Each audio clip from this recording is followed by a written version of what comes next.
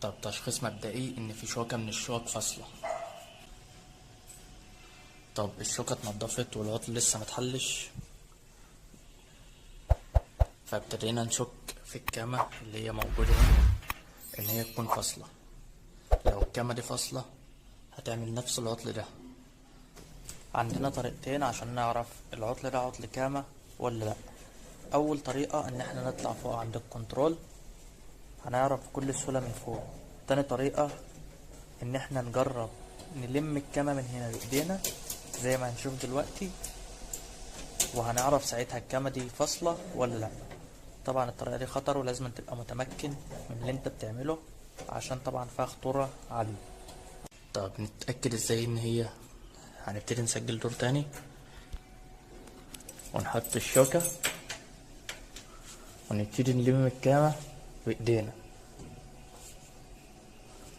ثواني.